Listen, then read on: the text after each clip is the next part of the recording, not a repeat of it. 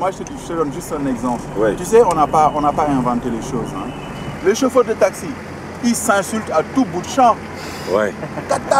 Nique ta mère. C'est ce que vous faites toute la journée. Ouais. Bah forcément, si les chauffeurs de taxi passent le temps à s'insulter pendant qu'ils sont sur la route, et après que ça les dérange d'entendre des insultes dans un texte de rap, c'est qu'il y a quelque chose qui tourne pas rond. Ouais. Mais ça ne veut pas dire que c'est beau à entendre, bien beau à voir. Moi, je ne le fais pas. Non, mais il faut qu'on sorte de cette hypocrisie-là. Non, mais attends. Il faut qu'on sorte de cette hypocrisie. Je veux qu'on s'entende bien. Parce que moi, par exemple, moi, je ne le fais pas.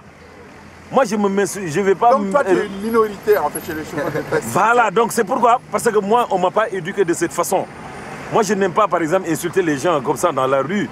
Non, je ne le fais pas quand même. Non, mais moi, je te dis, moi, j'ai jamais insulté dans un texte de rap. Mais c'est ça. J'ai jamais insulté dans un texte de rap. Mais c'est quelque chose que je tolère dans le rap à partir du moment où ça colle au contexte. Il y a des rappeurs, ils viennent de Guinaw Rail. C'est-à-dire que c'est des quartiers où, à partir de 2 ans, les gosses, ils voient des meurtres, tous ces trucs-là, ils voient de la drogue. Voilà, c'est des gens, ils vont pratiquement pas à l'école, où ils ont un cursus scolaire très court. Donc forcément, ces gens-là, tu ne peux pas vouloir qu'ils se comportent de la même façon que des gens qui ont l'habitude de sortir, qui ont l'habitude de rencontrer d'autres gens. Ils sont dans leur univers. Ouais, là, je suis d'accord. Et quand ils font le rap, ils ne peuvent utiliser que les mots de leur univers aussi. Et c'est ça le rap. Voilà. Et pour un peu savoir à quoi ça correspond le rap sénégalais, est-ce que tu peux nous faire une petite démo d'une chanson à toi? Une chanson à moi.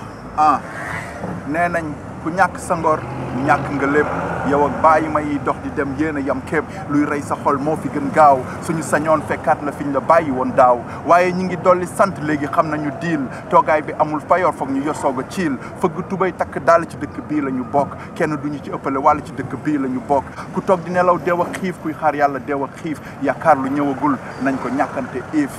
Ah, c'est beau comme thème. Moi, voilà, c'est ce genre de thème moi, que j'aime. Vraiment, j'aime entendre.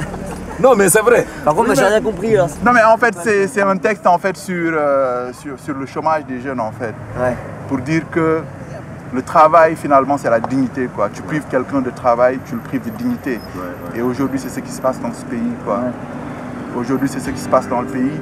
Et en fait, ce que je dis aux jeunes, c'est même si ceux qui sont censés créer du travail pour ce pays, pour les jeunes de ce pays ne le font pas, il faut vous lever et puis faire les choses de vous-même, quoi.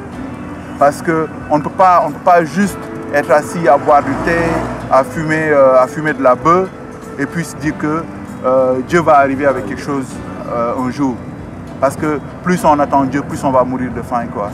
Il faut partir de soi-même et puis bâtir quelque chose, quoi.